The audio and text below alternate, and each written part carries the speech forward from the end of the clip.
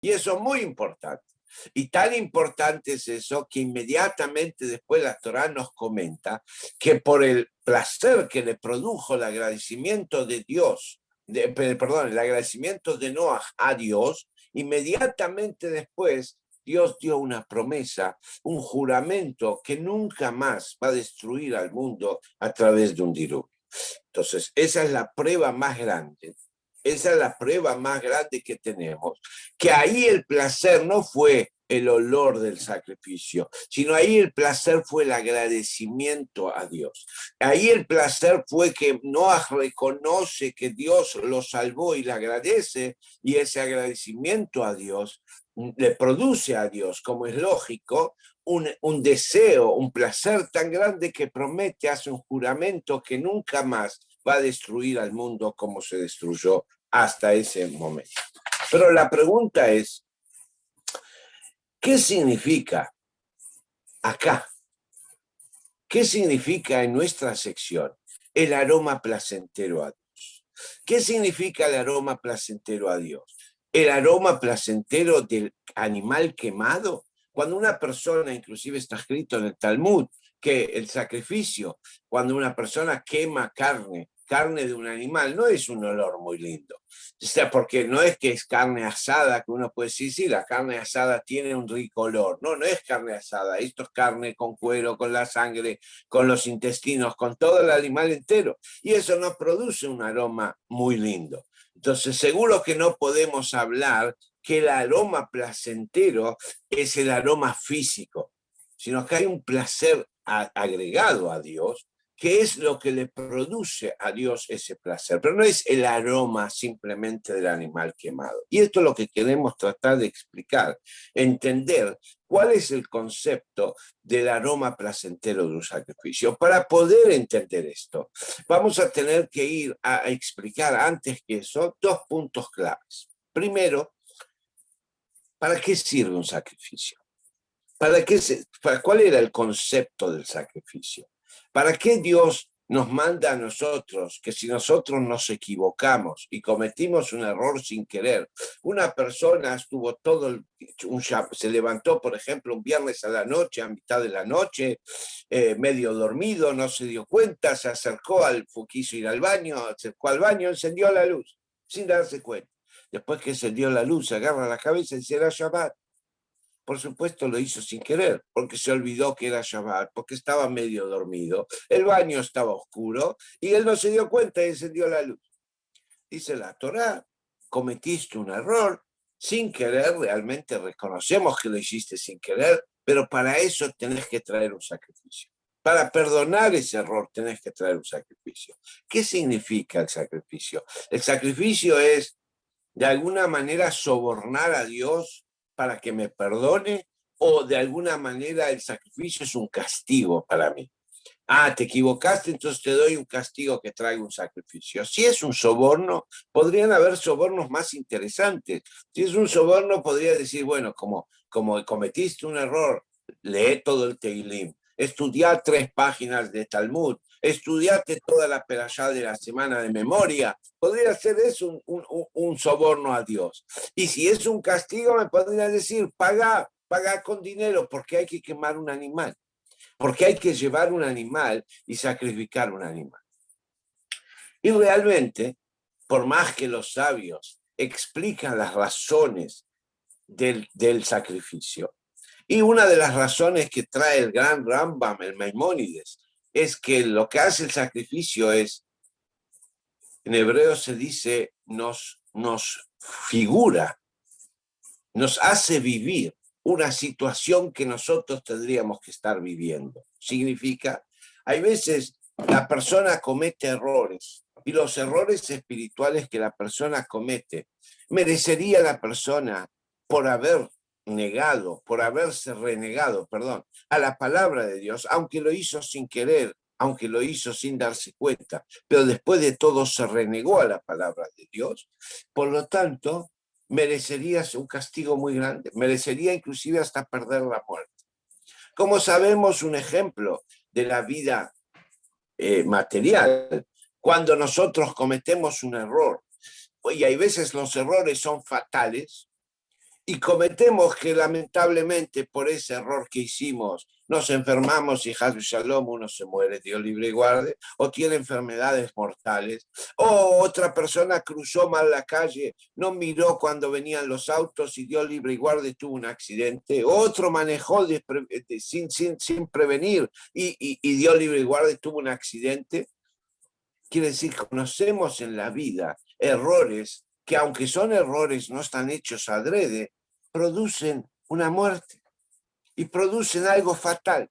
De la misma manera, la Torá te quiere indicar, hay espiritualmente hablando, errores que pueden llegar hasta producir la muerte. Pero como Dios es bondadoso, Dios no quiere que porque un error te equivocaste, lo hiciste sin querer, o inclusive pequeñas cosas que hiciste adrede, pero que quiere darte oportunidad de seguir adelante, quiere darte una continuidad, quiere darte que sigas viviendo, que sigas existiendo, que puedas seguir cumpliendo la Torah y las mitzvot. Por eso te da una oportunidad. ¿Y cuál es la oportunidad?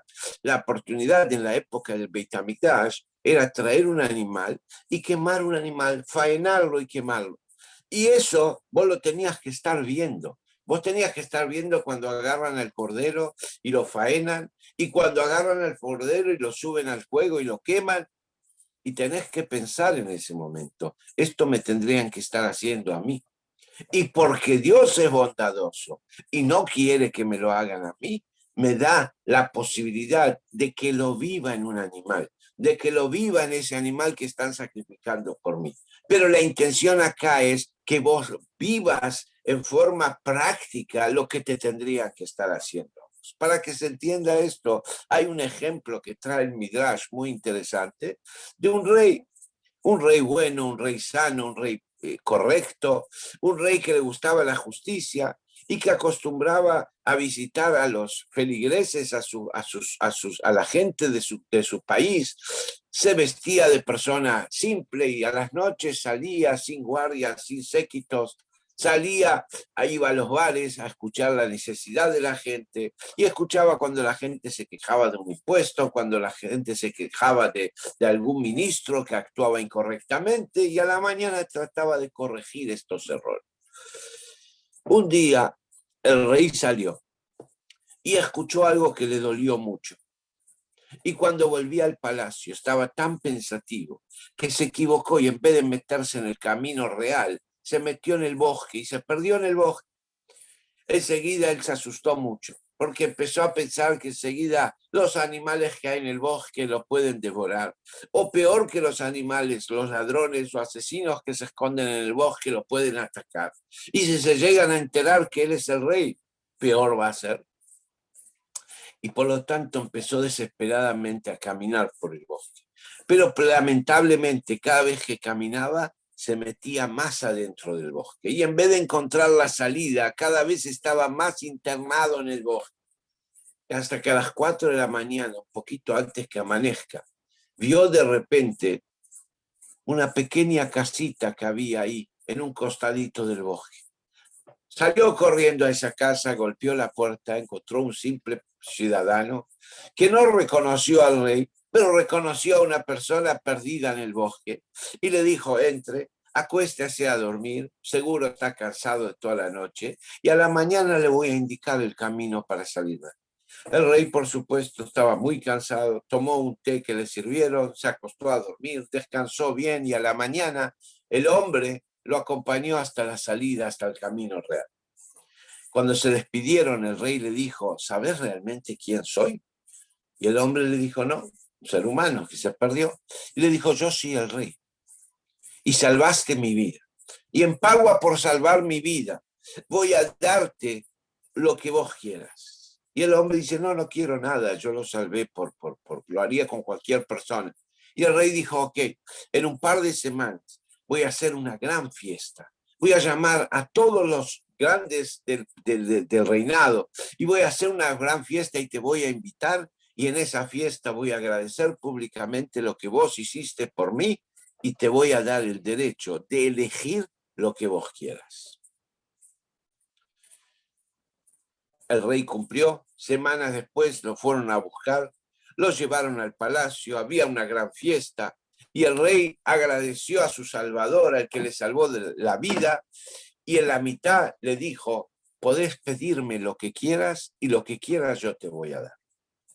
El hombre, que era un hombre no muy inteligente, un hombre muy simple, le dijo al rey, no quiero nada, quiero que me explique realmente, si me puede explicar, qué es lo que usted sentía, rey, cuando estaba perdido en el bosque, cuando pensó que en cualquier momento venía una bestia salvaje y lo devoraba, o que venían asesinos y lo mataban, y qué sintió cuando encontró mi casa y se salvó.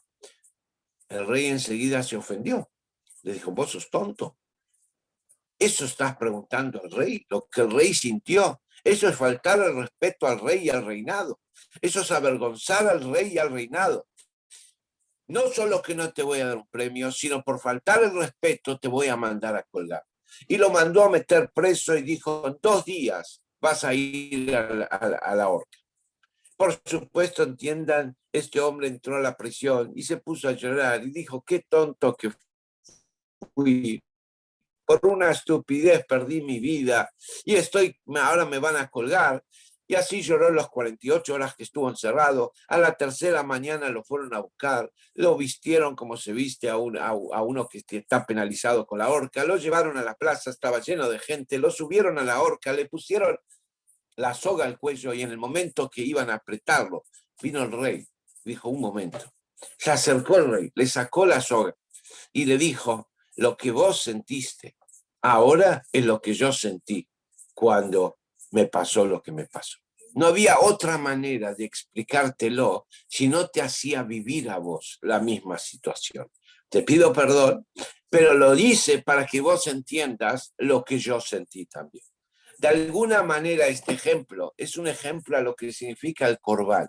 ¿Cómo Hashem nos puede dar a nosotros de entender el error que cometimos, la gravedad que cometimos, aunque la hicimos sin querer, o aunque no fueron errores tan graves, pero hicimos errores, es cuando nosotros llevamos al Beit HaMikdash un animal y vemos cómo lo faenan, y vemos cómo le sacan partes, y vemos cómo lo queman, y vemos todo eso y pensamos, todo eso me tendrían que hacer a mí. Ahí puedo sentir el dolor que se produce cuando la persona comete un error. Y esa es una de las explicaciones que trae el Rambam sobre por qué el sacrificio. El sacrificio le produce a Dios un placer por el hecho de que el Yehudí entendió la situación.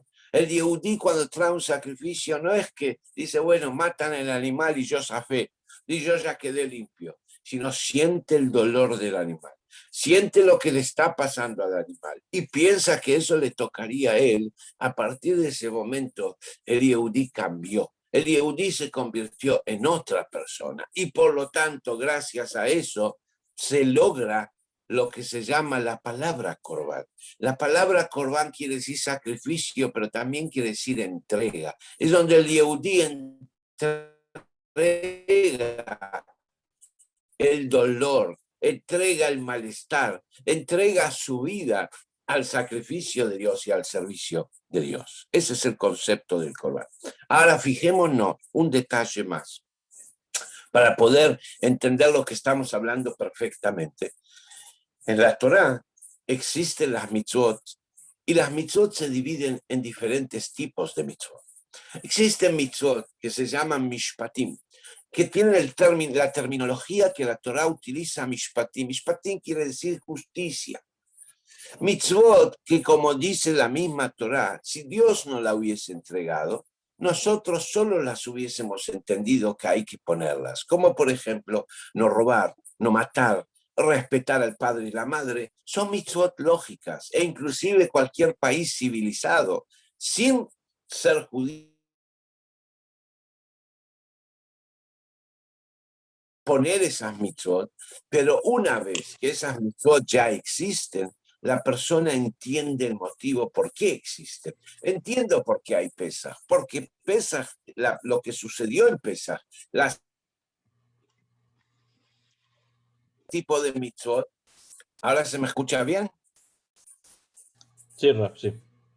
Bueno, Existe un segundo tipo de mitzvot que se llaman testimonios, que por ejemplo la fiesta que viene ahora Pesach, que es un recuerdo a la salida de Egipto, o después Shavuot, la fiesta de Shavuot, que es un recuerdo a la entrega de la Torá. Entonces es lógico que lo que sucedió en Pesach, fue que Dios nos sacó de la esclavitud, nos liberó con milagros, con maravillas, nos partió el mar, nos condujo al monte Sinai, y luego la revelación que hubo en el monte Sinai al entregar la Torá, etcétera. Eso tiene que quedar en el recuerdo de todas las generaciones eternamente, y por eso hace falta tener una fecha que recuerde esas situaciones.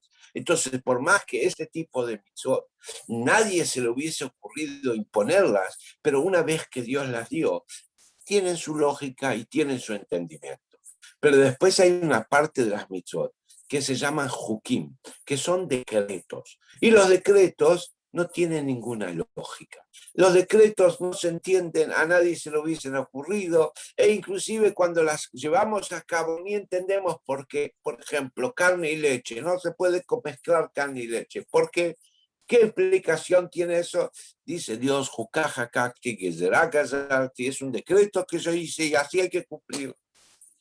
Entonces la pregunta que hacemos es, si el sacrificio a Dios, que el sacrificio es algo ilógico, es un decreto de Dios, que no tiene explicación, y le produce a Dios una satisfacción el hecho que el Yehudí cumple esa mitzvah, aún sin entenderla, aún sin comprender para qué, el judío la hace igual, y eso le produce un placer. Todas las mitzvot que son decretos, como carne y leche, por ejemplo, u otras, también tendrían que producir el mismo placer a Dios.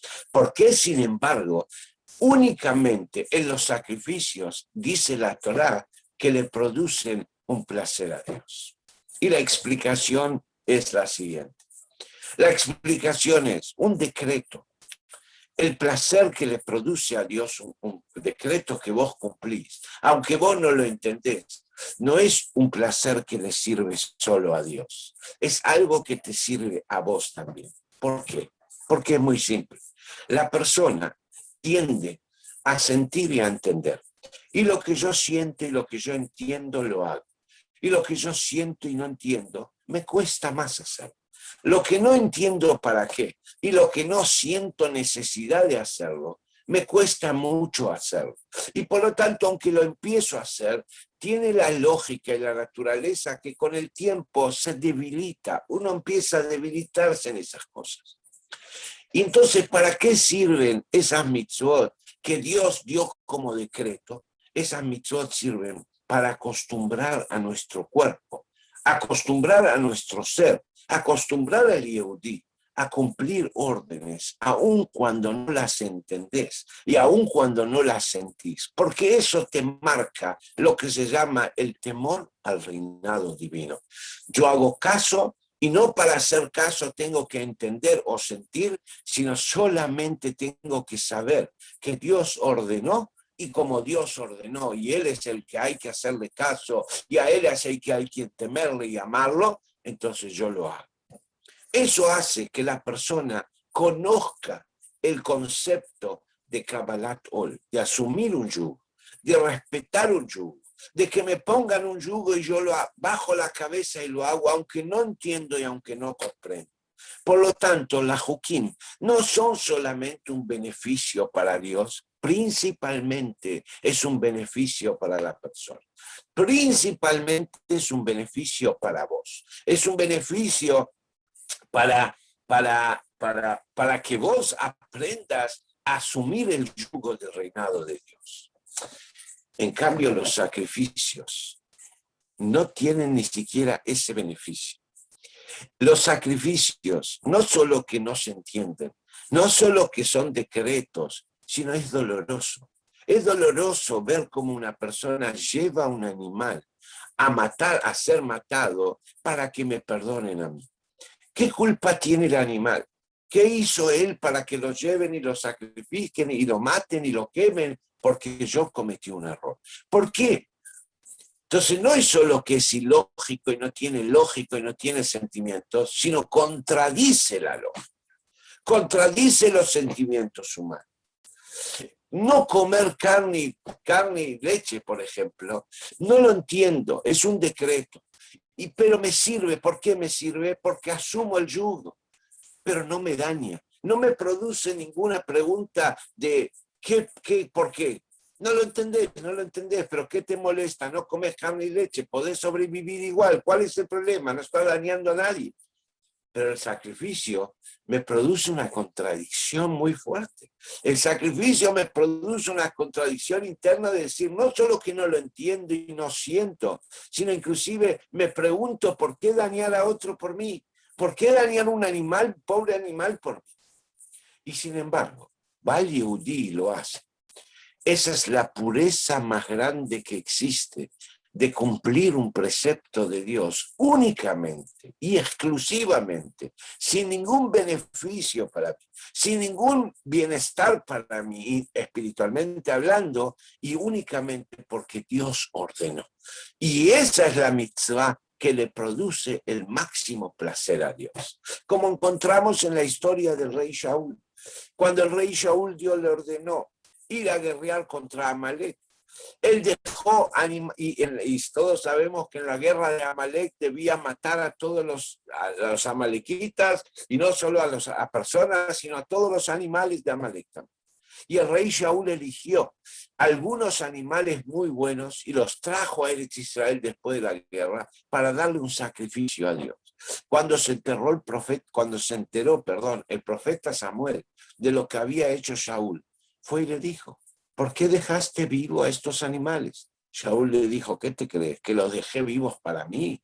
Los dejé vivos para hacer un sacrificio a Dios. Y Shmuel, el profeta Samuel, le contestó, ¿te crees que para Dios es más importante el sacrificio que cumplir con su voluntad?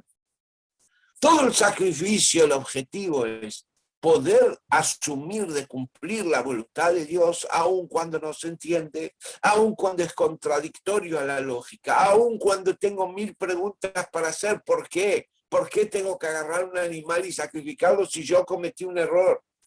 Sin embargo, voy y lo hago con alegría. Y lo hago con simjá, con alegría, porque sé que estoy cumpliendo la voluntad de Dios. Eso es Nahatruach. Ese es el placer, ese es el aroma placentero que le produce a Dios. Y eso es lo que aclara Rashi. Nahatruach lefanai es un placer frente a mí, Shehamarti, porque yo dije una ley, Benazar y se cumplió mi voluntad exclusivamente. En otras mitzvot también cumplís la voluntad de Dios, pero vos tenés un beneficio también. Si son en los mishpatim, tenés un beneficio lógico. Si son los seidut, tenés un beneficio de recordar historias y tiene su lógica. Si es en Jukim, si es en decretos, tenés el beneficio de asumir el yugo. Pero acá ni siquiera ese beneficio tenés, y el único motivo por lo que lo llevas adelante es porque ven a hacer Etzoni, porque cumplimos la voluntad de Dios. Ese es el placer más grande. Y ese es el mensaje y la importancia de este tercer tomo, que comienza con estas leyes. Y como saben ustedes, que cuando un chico va a la escuela por primera vez, a la escuela judía, a la escuela de Torá, a un Talmud Torá por primera vez, un chico de 5 o 6 años, le indican los sabios que empiecen a estudiar no Bereshit, no el principio, sino que empiecen a estudiar el Humash Vaikra, el tratado Vaikra. ¿Por qué? Porque dicen los sabios, Yavohu Teorim, que vengan los puros, que los puros son los niños, que no tienen pecados, que no tienen maldad, Veitasku, y que estudien Bitehorá con las cosas puras que es el sacrificio. Porque a los chicos desde muy chiquitos les queremos inculcar el concepto que estamos hablando, de que el placer que le da a Dios el cumplimiento de la Torá y las mitzvot es no cuando vos estás pensando en los beneficios que la mitzvah te da a vos, sino únicamente y exclusivamente en el beneficio que estás logrando al cumplir la voluntad de Dios. Y eso es, el beneficio es que le producís un placer a Dios. Sean mitzvot lógicas, sean mitzvot ilógicas y sean mitzvot contradictorias a tus sentimientos y a tu lógica. Por eso los niños desde muy pequeños comenzamos a enseñarle el tomo Vaikra de los sacrificios, donde marca la Torah que ese es la mitzvah que le produce el máximo placer a Dios. Ok, hasta acá la sijá de hoy, la charla de hoy. Espero que